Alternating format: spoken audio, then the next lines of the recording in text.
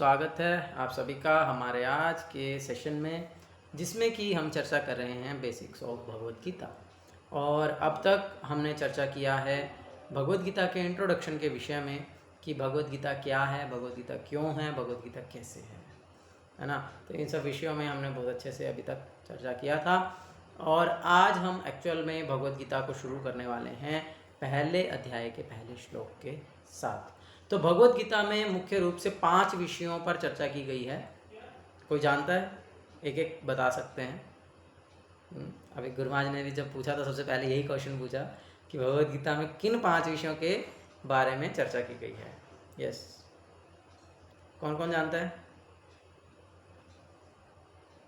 बताइए एक एक। मोहित प्रभु बताइए एक, किसके बारे में बताया भगवद गीता में?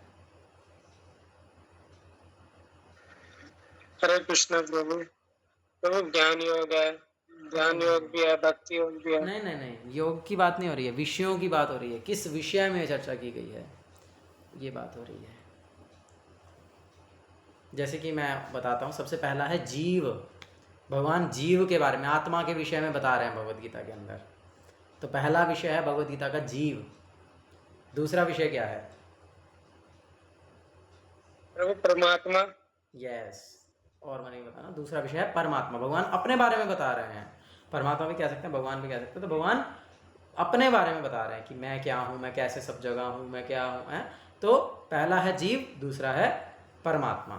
यस, तीसरा लक्ष्य प्रभु।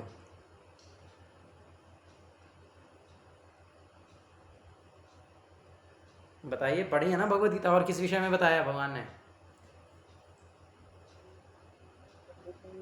के बारे में बताया, जो तीन वो थे गुण के गुणों के बारे में बताया। हाँ, वो 3 गुण किसके हैं? वो 3 गुण किसके हैं? माया के, और कोई शब्द? प्रकृति प्रकृति के। यस, तो तीसरी विषय क्या है? प्रकृति। प्रकृति के विषय में बताया। यस, चौथी चीज निशांत प्रभु, चौथा विषय क्या है भगवद गीता का? प्रभु करेक्ट नहीं पता प्रभु, वैसे संबंध हमारा भगवान से क्या संबंध है नहीं ये नहीं बताया नहीं नहीं विषय में। नहीं, वो वेदों के विषय है। अभी भगवद गीता के विषयों की बात हो रही है। 5 विषय हैं जिसके विषय में भगवद गीता एक्सप्लेन करता है। पहला है जीव, हमारे बारे में बता रहा है। दूसरा, भगवद गीता का दूसरा चैप्टर पूरा भगवान है ना हमारे बारे में बता रहे हैं। फिर परमात्मा, भगवान अपने बारे में बता रहे हैं 7वें अध्याय से लेकर के 12वें अध्याय तक। फिर है प्रकृति, जो कि हमने पढ़ाई है 14वां अध्याय, 17वां अध्याय, 18वां अध्याय, तो भगवान प्रकृति के बारे में बता रहे हैं। और भी अध्यायों में, लेकिन मुख्य रूप से अगर हम देखें तो प्रकृति के बारे में भगवान बता रहे हैं। अब 2 चीज़ें बची हैं, 2 चीज़ों के बारे में और भगवान बता रहे हैं। तो कौन बता सकता है? गौरव प्रभु। हरे कृष्ण प्रभु जी, एक तो है श्री भगवान का ऐश्वर्य और सन्यास की सिद्धियां। नहीं नहीं नहीं, विषयों की बात हो रही है। प्रभुपाद जी ये इंट्रोडक्शन में मेंशन किए हैं प्रॉपर तरीके से। और कौन है? उद्भव प्रभु जी।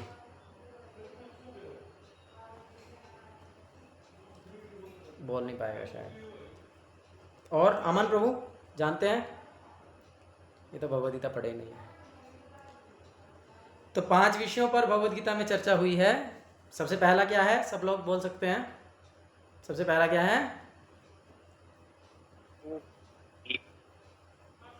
किसी की भी आवाज नहीं आई मुझे तो। जीव।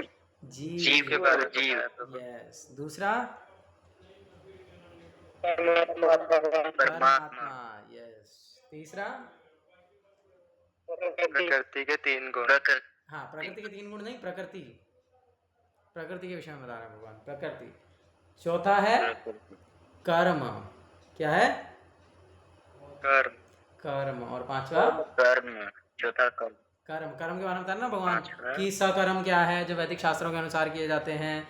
अकर्म क्या बोलते हैं, विकर्म क्या है, जो वैदिक शास्त्रों के अपोजिट किए जाते हैं। और अकर्म, ऐसा कर्म जिसको करने से व्यक्ति बंधता नहीं है। तो ये भी भगवान भगवद गीता में बता रहे। तो कर्म, कर्म का ज्ञान दे रहे हैं। तो कर्म भी भगवद गीता का विषय है, विषय वस्तु। और 5वीं चीज क्या है? काल। क्या है? काल। काल का मतलब क्या होता है? समय। भगवान बता रहे हैं ना, ब्रह्मा जी की आयु इतनी होती है ना। तो इस प्रकार से तो काल के विषय में भगवान ने वर्णन किया है। तो भगवद गीता में 5 विषयों पर चर्चा हुई है। क्या क्या है? जीव, सब लोग साथ में बोल सकते हैं, जीव, परमात्मा, प्रकृति, कर्म और काल। ठीक है, नोट डाउन कर लो, गुरुमाज पूछते हैं ये। तो ये है। तो अब यहाँ पर हम फिर भगवद गीता को पढ़ना शुरू कर रहे हैं। अब उस विषय वस्तु को डिटेल में समझने का प्रयास करेंगे। तो आज हम चर्चा कर रहे हैं पहले अध्याय का पहला श्लोक, मोस्ट फेमस, बहुत इजी है, मुझे लगता है कुछ लोगों को याद भी होगा, जिनको नहीं होगा वो इसको याद करने का प्रयास कर सकते हैं, इसीलिए पीछे पीछे दोहराइए। धृतराष्ट्र उवाच धृतराष्ट्र उवाच धर्म क्षेत्रे कुरुक्षेत्रे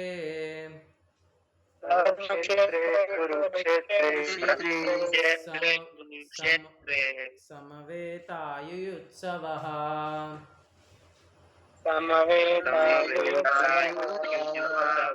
मामका पाण्डवाश्चैव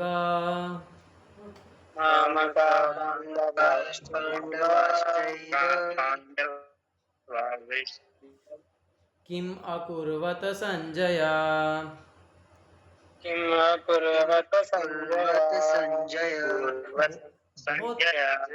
बहुत सुंदर श्लोक है। अभी हम इसको चर्चा करेंगे तो आपको अच्छे से समझ में आएगा और फिर आप कल इसको याद करने का प्रयास कर सकते हैं जिनको ये याद नहीं है। तो सब लोग अपने आप को म्यूट रखिए जिन्होंने अनम्यूट किया है, ताकि आपकी आवाज़ इको ना हो, डिस्टर्बेंस ना हो। ठीक है, तो उवाच जो शब्द है वो यूज़ होता है सिंगुलर, जब एक व्यक्ति बोलता है। तो यहाँ पर धृतराष्ट्र अकेले बोल रहे हैं तो इसलिए बोला है धृतराष्ट्र उवाच। तो धृतराष्ट्र ने कहा। धृतराष्ट्र कौन है, कौन बताएगा?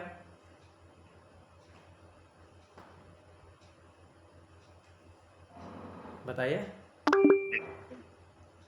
बोलिए बोलिए, निशांत प्रभु बोलिए। प्रभु धृतराष्ट्र राजा है एक। मोहित प्रभु बताइए, कौन है धृतराष्ट्र?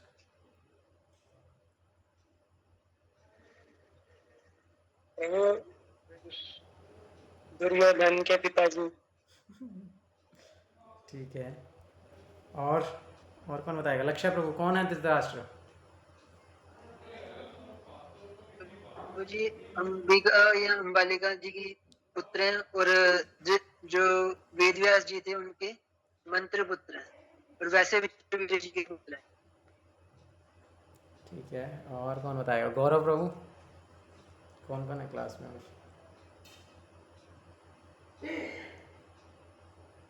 कौरवों के पिता थे ना प्रभु। कौरवों के पिता तो थे, ठीक है, वो तो बता दिया। और कुछ बताइए। अमन प्रभु को पता है कुछ? वो पहले से लिख के बैठा होगा कमेंट में, नहीं बस जैसे प्रभु जी पूछेंगे एकदम भेज दूंगा। पांडवों के पिता तो पांडु हैं, धृतराष्ट्र थोड़ी है। ये तो अंधेरे में गलत तीर मार दिया।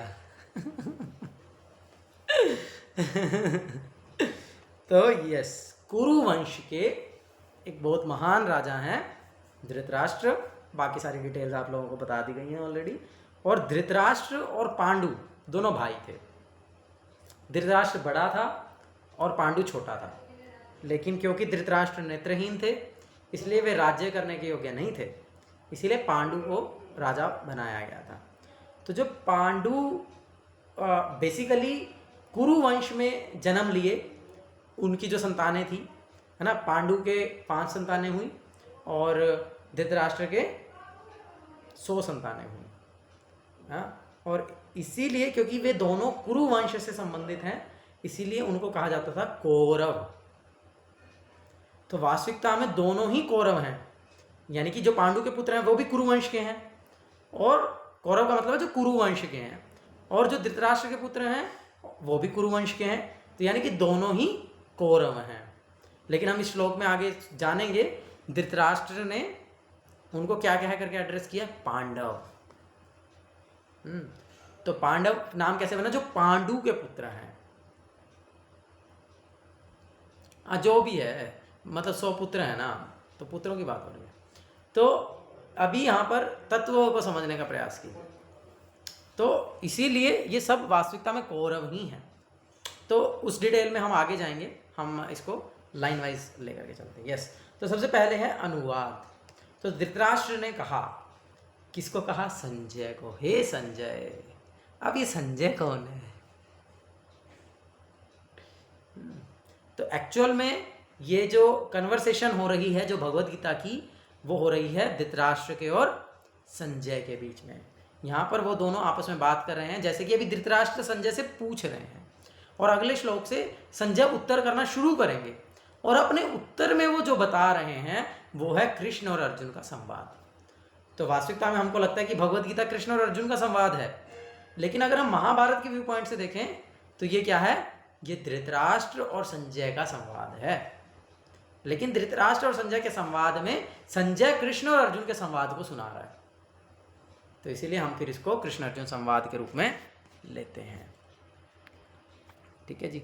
तो क्या पूछ रहे हैं अभी धृतराष्ट्र, क्या बोल रहे हैं? मोहित प्रभु क्या बोलना चाहते हैं? एंड्रेस के प्रभु पहले से ही था। ठीक है। तो धृतराष्ट्र ने कहा, हे संजय, धर्म भूमि कुरुक्षेत्र में, है ना, धर्म क्षेत्र कुरुक्षेत्र। यस, उद्धव प्रभु कुछ कहना चाहते हैं शायद। Hare Krishna, Dhritarashtra was that blind man, right? हाँ, जो देख नहीं पाते थे, blind man. Yes He yes was yes, Dhritarashtra नेत्रहीन है। नेत्रहीन राजा हैं और वो तो अब युद्ध करने के लिए नहीं जा सकते थे, तो इसलिए वहां पर युद्ध करने के लिए गए हुए थे। तो संजय, जिनको वेद व्यास जी की कृपा से दृष्टि मिली हुई थी, दिव्य दृष्टि, उस दिव्य दृष्टि से संजय जो है वो सारा युद्ध का वृतांत बैठ करके सुना रहे थे धृतराष्ट्र को। तो इसलिए भीष्म पर्व है महाभारत का, जिसके अंदर ये भगवत गीता उपनिषद आता है, गीतोपनिषद, तो वहाँ से ये लिया गया है। और यहाँ पर धृतराष्ट्र पूछ रहे हैं संजय से, क्या पूछ रहे हैं? कि धर्म क्षेत्रे कुरुक्षेत्र, जो कुरुक्षेत्र, देखो कुरु वंश का क्षेत्र। तो वास्तविकता में कुरुक्षेत्र केवल उतना ही नहीं है जितना आज हम देखते हैं, वास्तविकता में पूरा कुरुक्षेत्र ही है, पूरा भारत ही कुरुक्षेत्र है एक्चुअल में देखा जाए तो, क्योंकि वहाँ पर पूरे भारत पर ही कुरुओं का राजा है। जो धृतराष्ट्र है वो पूरे भारत का राजा है उस समय, इसीलिए तो उस युद्ध को महाभारत कहा है ना। कुरुक्षेत्र भूमि है, कुरुक्षेत्र मतलब कुरुओं के राजा का क्षेत्र है। और वो कुरुक्षेत्र क्या है? ये कुरुक्षेत्र धर्म क्षेत्र है, ये धर्म भूमि है। और ऐसी धर्म भूमि कुरुक्षेत्र में क्या हुआ? धर्म क्षेत्र कुरुक्षेत्र समवेता, समवेता का मतलब है इकट्ठे हुए। और कैसे इकट्ठे हुए? युयुत्सवा, युद्ध की इच्छा से एकत्र हुए हैं। कौन एकत्र हुए हैं? मामका, मेरे बच्चे, और पांडवा, और पांडवों के बच्चे। युद्ध की इच्छा से मेरे और पांडु के बच्चे जो एकत्रित हुए हैं धर्म क्षेत्र कुरुक्षेत्र में, किम अकुर्वत, उन्होंने क्या किया?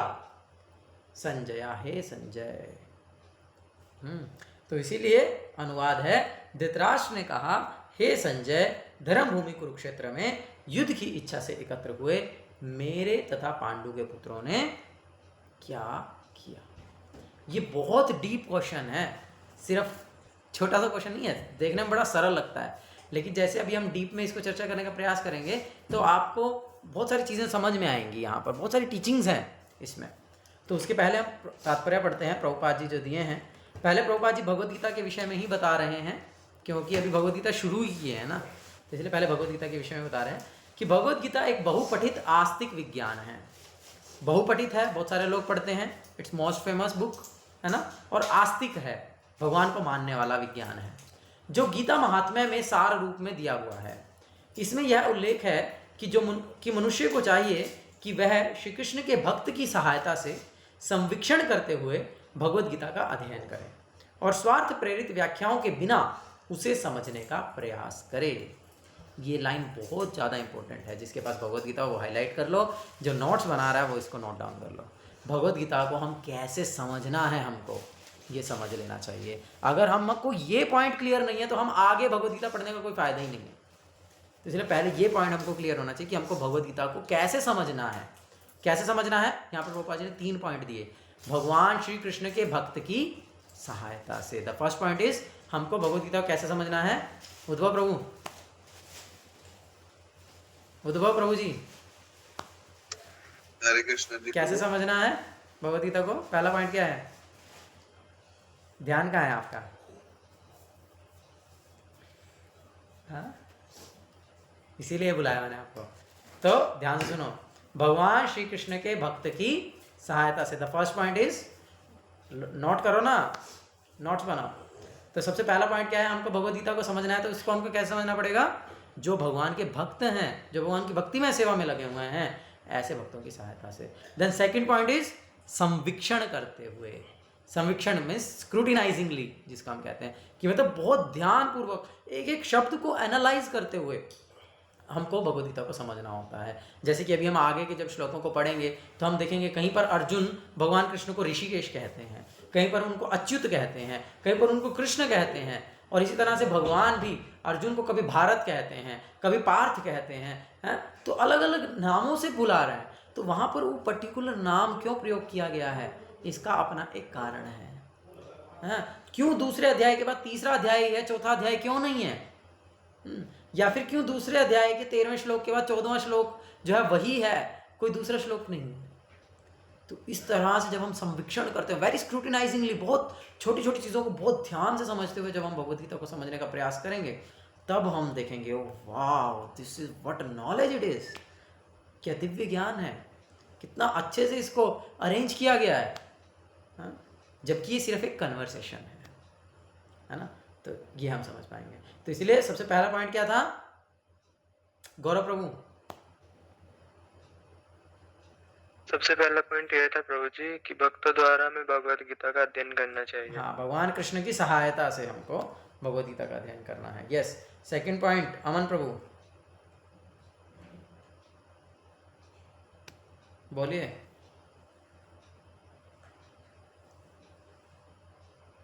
निशांत प्रभु। हरे कृष्ण प्रभु जी सेकंड पॉइंट था कि हमें ध्यान पूर्वक एक एक पॉइंट का ध्यान पूर्वक समझना है। यहाँ पर लिखा गया है संवीक्षण करते हुए हमको भगवद गीता को समझना है। यस, और थर्ड पॉइंट है स्वार्थ प्रेरित व्याख्याओं के बिना। स्वार्थ प्रेरित व्याख्या मतलब उसमें समझाने वाले व्यक्ति का कोई मोटिव, सेल्फ मोटिव नहीं होना चाहिए, उसकी कुछ उसमें अपना पर्पज नहीं होना चाहिए। जैसे प्रभुपाद जी उदाहरण देते हैं महात्मा गांधी का, ही वॉन्ट टू एक्सप्लेन अहिंसा फ्रॉम भगवद गीता, लेकिन भगवद गीता का उद्देश्य सिर्फ अहिंसा तो नहीं है। भगवद गीता का उद्देश्य तो भगवान का भक्त बनना है, लेकिन वो चाह रहे हैं कि अहिंसा ही बस, भगवान भगवद गीता में अहिंसा के बारे में बोल रहे हैं, अहिंसा के बारे में बोल रहे हैं।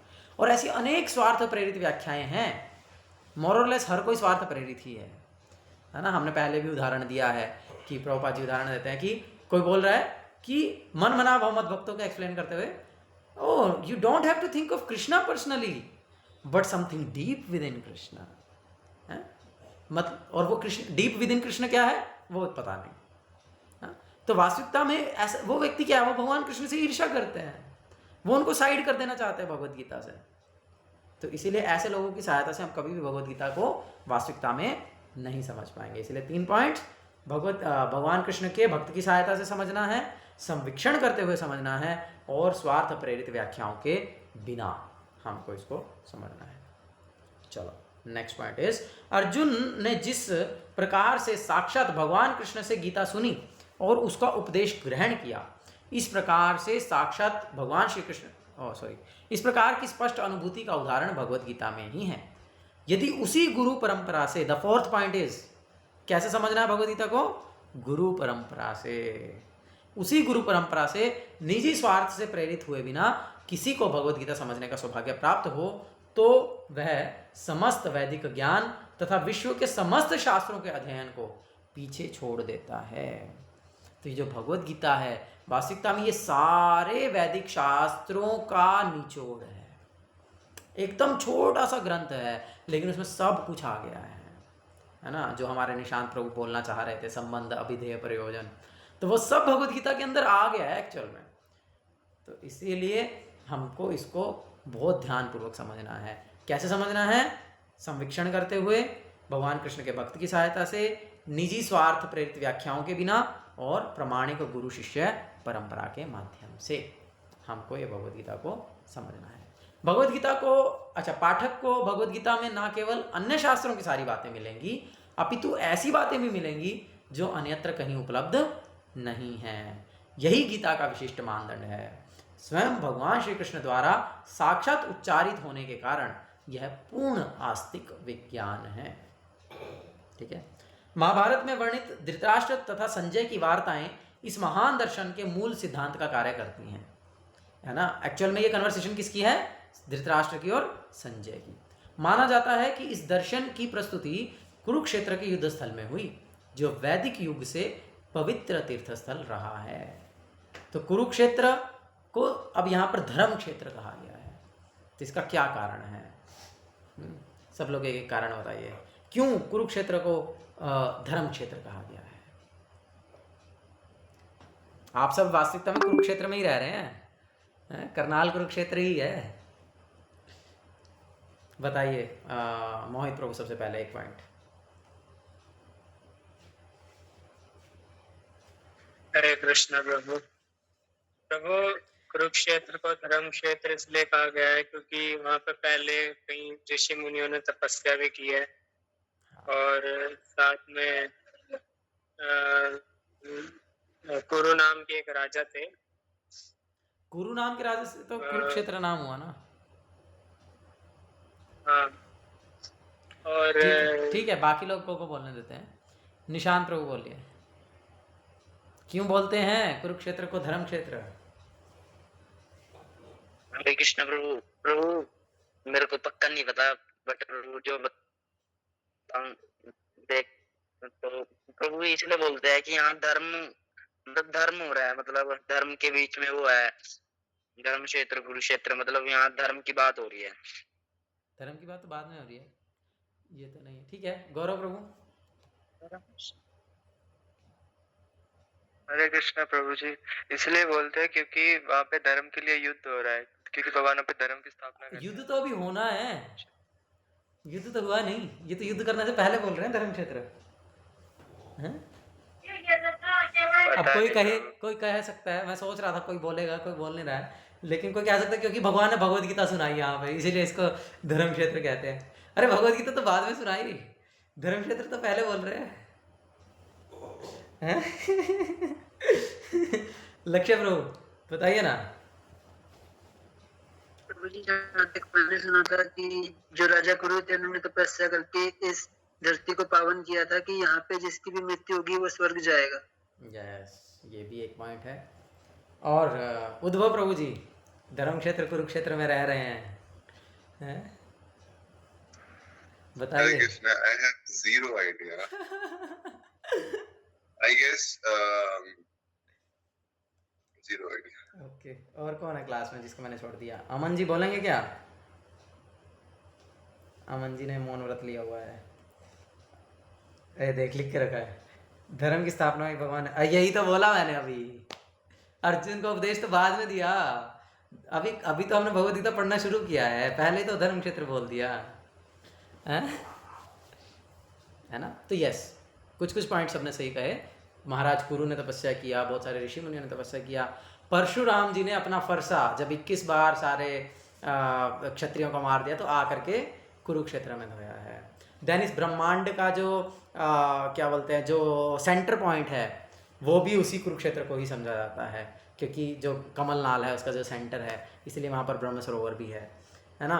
और बहुत महान भक्त जिनको कि हम महाभारत में भरत या जड़ भरत के नाम से जानते हैं, उनका लीला भी यहाँ पर हुआ है। और भी बहुत सारे अनेक ऋषि मुनियों ने यहाँ पर तपस्याएं की हैं, और ऐसा भी कहा जाता है कि ब्रह्मा जी ने भी तपस्या किया। तो ऑफ कोर्स देखा जाए तो स्टार्टिंग से ही यहाँ पर बहुत सारे धर्म के जो कार्य हैं वो होते आए हैं। इसीलिए वैदिक शास्त्र भी कहते हैं कुरुक्षेत्र धर्मम आचरित, कि अगर किसी को धर्म का कोई आचरण करना है ना तो कुरुक्षेत्र जाना चाहिए, और कुरुक्षेत्र में करना चाहिए। तो इसीलिए जो कुरुक्षेत्र है वो शास्त्रों में धर्म क्षेत्र के नाम से जाना जाता है। और यहाँ पर दोबारा आप रिकॉर्डिंग में सुन लेना। तो अभी बहुत लंबा टॉपिक रहता है और हमारा आधा टाइम निकल चुका है, अभी तो हम फर्स्ट 2 वर्ड्स में हैं, ठीक है ना। तो इसीलिए जो धर्म क्षेत्र शब्द है वो यहाँ पर बहुत सार्थक है, यहाँ पर बहुत इंपॉर्टेंटली यूज हुआ है। प्रभुपाद जी एक्सप्लेन कर रहे हैं, पहले हम पढ़ते हैं फिर मैं एक्सप्लेन करता हूँ। धर्म क्षेत्र शब्द सार्थक है क्योंकि कुरुक्षेत्र के युद्ध स्थल में अर्जुन के पक्ष में श्री भगवान स्वयं उपस्थित थे। कौरवों का पिता धृतराष्ट्र अपने पुत्रों की विजय की संभावना के विषय में अत्यधिक संदिग्ध था, अतः इसी संदेह के कारण उसने अपने सचिव से पूछा, उन्होंने क्या किया।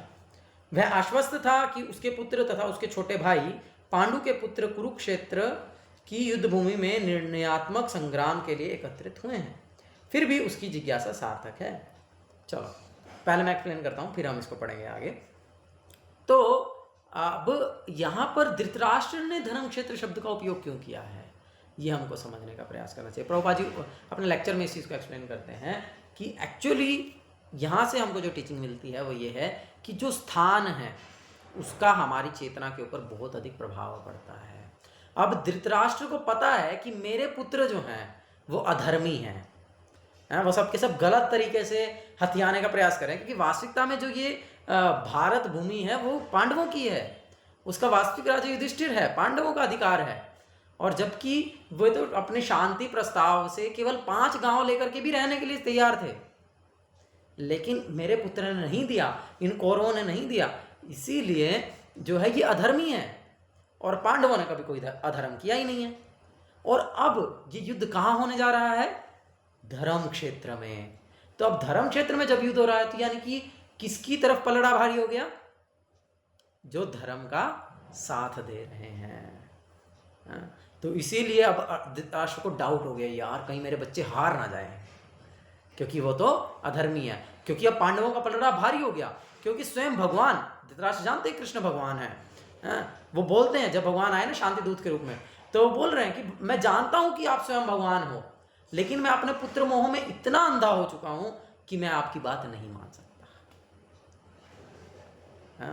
तो इसलिए धृतराष्ट्र जानते हैं कृष्ण भगवान है। और जब स्वयं भगवान पांडवों की तरफ हैं, जब धर्म भूमि कुरुक्षेत्र में युद्ध हो रहा है, तो किसका पलड़ा भारी हो गया, धर्म का। और धर्म की साइड कौन है, पांडव। तो इसीलिए अब धृतराष्ट्र को बड़ा डाउट हो गया। तो यहाँ से हमको ये शिक्षा मिलती है कि जो स्थान है उसका हमारे ऊपर बहुत प्रभाव पड़ता है। जैसे कि मैं उदाहरण देता हूँ कि अगर आप अपने कमरे में बैठ करके पढ़ रहे हो तो आपको नींद आ जाएगी, आप डिस्ट्रैक्ट हो जाएंगे, है ना, बहुत सारी चीज़ें हो सकती हैं। लेकिन वही क्या करते हैं आप, जैसे बहुत सारे लोग हैं अकेले कमरे में रहते हैं लेकिन कमरे में नहीं पढ़ते हैं, क्या करते हैं, लाइब्रेरी जा करके पढ़ते हैं, है ना। क्यों, क्योंकि लाइब्रेरी में और कंसंट्रेशन बनता है, लाइब्रेरी में सब लोग पढ़ रहे होते हैं, तो वहाँ पर ऑटोमेटिकली जो हमारा जो चेतना है वो पढ़ने का बनता है ना। तो इसलिए फिर हम वहाँ पर बहुत कंसंट्रेशन के साथ बहुत अच्छे से पढ़ पाते हैं।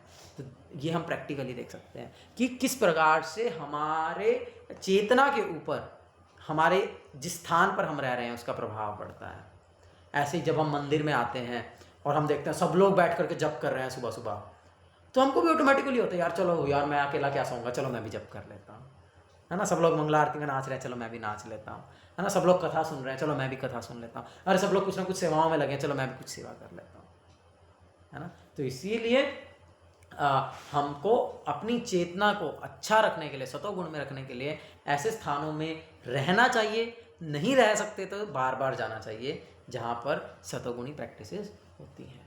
इसीलिए हमको प्रयास करना चाहिए कि हम टाइम टू टाइम भगवान के धाम में जाएं भक्तों के साथ में। हम टाइम टू टाइम धाम नहीं तो मंदिर में जाएं जहाँ पर भक्त लोग हैं, और वहाँ पर जा कर के जो है उनके साथ में आध्यात्मिक जो प्रैक्टिसेस हैं उनको करें, स्पिरिचुअल प्रैक्टिसेस करें। उससे जो है हमारी चेतना बहुत शुद्ध होगी, हमारी चेतना के ऊपर उस स्थान का प्रभाव पड़ेगा और हम और अधिक अच्छे से उन गतिविधियों को कर पाएंगे, है ना। ठीक है ना। चलो तो अभी आगे क्या था, धर्म क्षेत्र कुरुक्षेत्र समवेता युत्सवा, युद्ध करने के लिए इकट्ठे हुए हैं। कौन कौन इकट्ठे हुए, मामका पांडवाश्चैव। अब इसको समझते हैं। तो यहाँ पर क्या बोल रहे हैं कि वह आश्वस्त था कि उसके पुत्र तथा उसके छोटे भाई पांडु के पुत्र कुरुक्षेत्र की युद्ध भूमि में निर्णयात्मक संग्राम के लिए एकत्र हुए हैं, फिर भी उसकी जिज्ञासा सार्थक है। वह नहीं चाहता था कि भाइयों में कोई समझौता हो। अब उसको लग रहा था कि भाई अब धर्म क्षेत्र में गए हैं तो कहीं मेरे बच्चों की बुद्धि भी धार्मिक ना बन जाए, हैं, और कहीं वो लोग भी समझौता ना कर लें कि भाई कहीं ऐसा ना हो कि दुर्योधन जाके बोले कि हे भ्राता युधिष्ठिर, मुझसे बहुत बड़ी गलती हो गई, कृपया मुझे क्षमा कीजिए, ये राज्य तो आपका ही है, आप राजा बन जाइए, हम युद्ध नहीं करना चाहते हैं। तो धृतराष्ट्र नहीं चाहता था कि ऐसा हो। या फिर भाई ठीक है, कोई बात नहीं, हम भी राज्य करेंगे, आप भी राज्य करेंगे, चलो बांट लेते हैं। नहीं, धृतराष्ट्र नहीं चाहता था किसी भी तरह से कोई समझौता हो, इसीलिए तो वो बड़ा डर गया, भाई धर्म क्षेत्र और कुरुक्षेत्र में युद्ध हो रहा है, ओ भाई अब क्या होगा, कहीं मेरे बच्चों के ऊपर भी धर्म का प्रभाव ना पड़ जाए। वो चाहता था वो लोग अधार्मिक ही रहें, वो चाहता था कि ये लोग युद्ध करें, पांडवों को खत्म कर दें और फिर निष्कंटक राज्य करें, फिर उनको कोई छेड़ने वाला ना हो, मेरा बच्चा राजा बन जाए, है ना, सब लोग चाहते हैं। तो इसीलिए यहाँ पर धृतराष्ट्र पूछ रहा है, स्पेसिफिकली पूछ रहा है। अतः वह युद्ध भूमि में अपने पुत्रों की नियति के विषय में आश्वस्त होना चाह रहा है। वो इसीलिए संजय से ये जानना चाह रहा है कि भाई वो बोल दे कि नहीं नहीं, उन्होंने कोई समझौता नहीं किया है, वो लड़ने के लिए रेडी खड़े हैं और बस अब मारकाट होने वाली है। चूंकि इस युद्ध को कुरुक्षेत्र में लड़ा जाना था, इसका उल्लेख वेदों में स्वर्ग के निवासियों के लिए भी तीर्थस्थल के रूप में हुआ है कि अगर स्वर्ग के निवासियों को भी कुछ धर्म का आचरण करना है तो वो कुरुक्षेत्र में आकर के करना है। तो इसलिए कुरुक्षेत्र बहुत स्पेशल स्थान है, कुरुक्षेत्र बहुत दिव्य स्थान है। अतः धृतराष्ट्र अत्यंत भयभीत था कि इस पवित्र स्थल का युद्ध के परिणाम पर ना जाने कैसा प्रभाव पड़े। उसे भलीभांति ज्ञात था कि इसका प्रभाव अर्जुन तथा पांडु के अन्य पुत्रों पर अत्यंत अनुकूल पड़ेगा, क्योंकि स्वभाव से वे सभी पुण्यात्मा थे।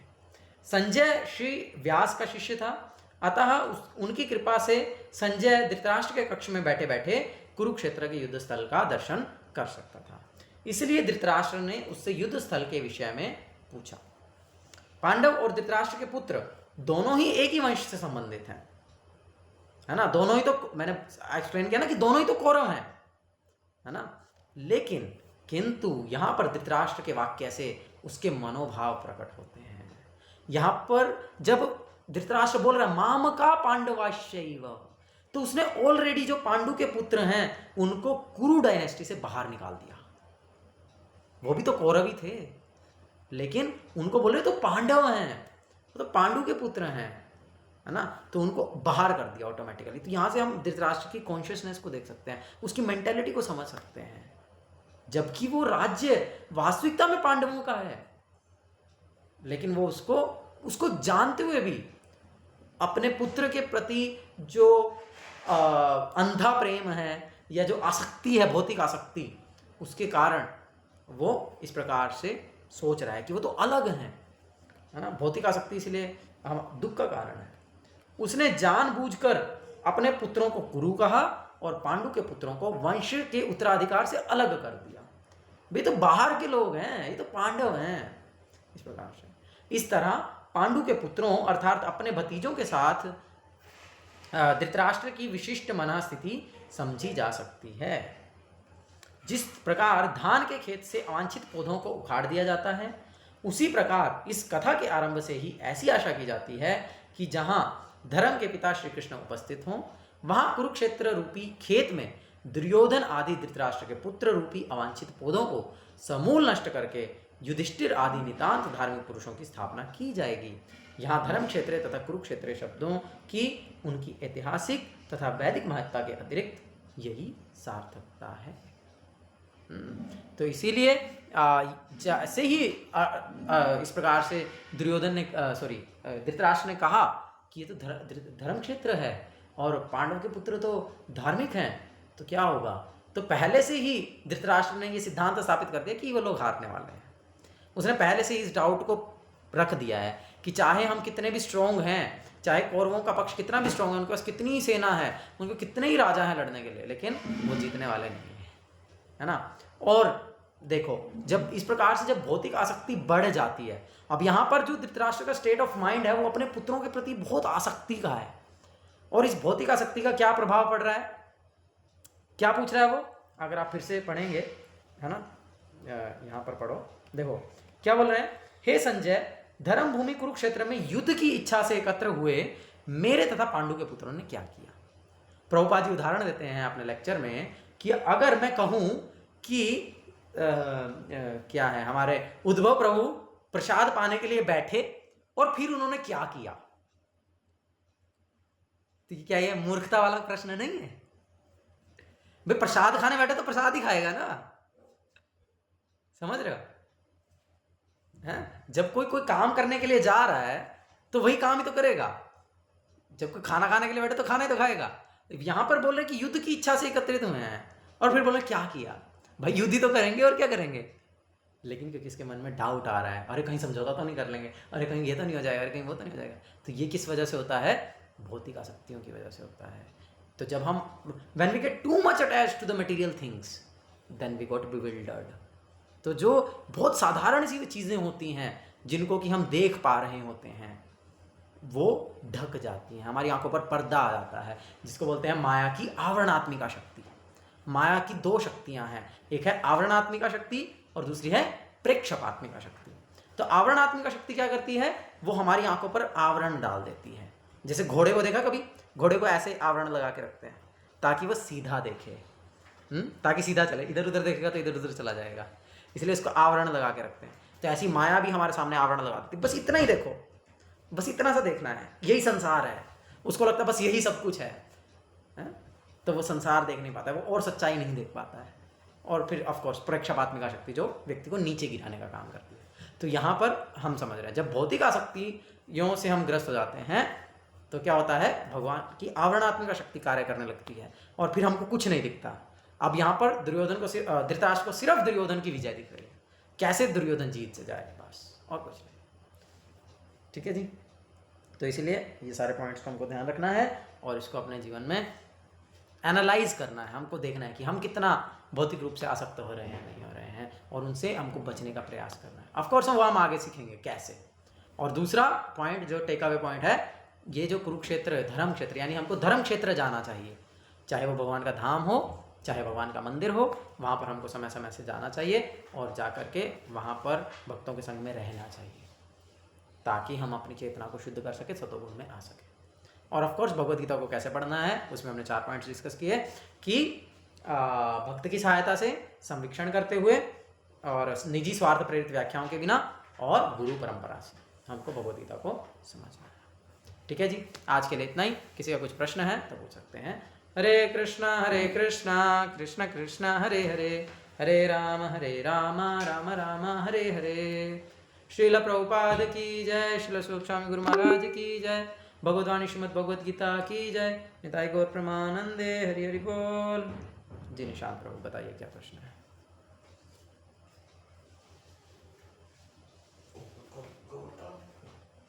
बोलिए निशांत प्रभु, बोलिए।